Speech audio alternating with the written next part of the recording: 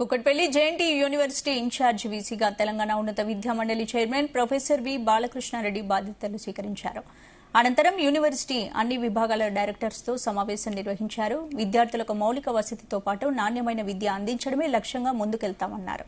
University పరిధిలోని affiliated కాలేజీలతో పాటు autonomous కాలేజీలకు సంబంధించి పూర్తిస్థాయి నివేదికను వారం రోజుల్లో తనకు అందించాలని ఆదేశించారు.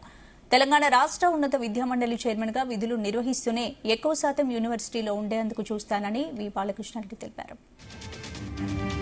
Heads of JNTU colleges autonomous colleges వాళ్ళ హెడ్స్ని పిలవడం జరిగింది. ఈరోజు గత లాస్ట్ 2.5 hours వాళ్ళతో చిన్న రివ్యూ, వాళ్ళని ఇంట్రడ్యూస్ చేసుకోవడము, తర్వాత వాళ్ళ యొక్క activities each what kind of activities వాళ్ళకు ఉన్నాయి, ఎలా ముందుకు పోతున్నారనే ముందు వాళ్ళ నుంచి నేను తెలుసుకోవడం జరిగింది.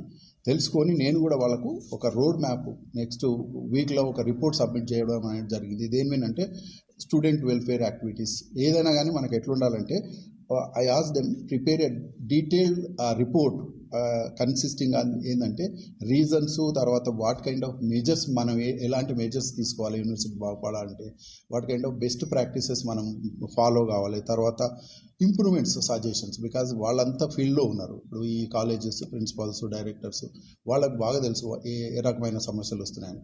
వాళ్ళ నుంచే నేను ముందు ఒక రిపోర్ట్ తీసుకోవాలనే ఉద్దేశంతో వాళ్ళని అడిగి నెక్స్ట్ వీక్ వరకు ఒక 1 weekలో ఒక మంచి రిపోర్ట్ సబ్మిట్ చేయమని heads of JNTU colleges autonomous colleges వాళ్ళ హెడ్స్ని పిలవడం జరిగింది. ఈరోజు గత లాస్ట్ 2.5 hours వాళ్ళతో చిన్న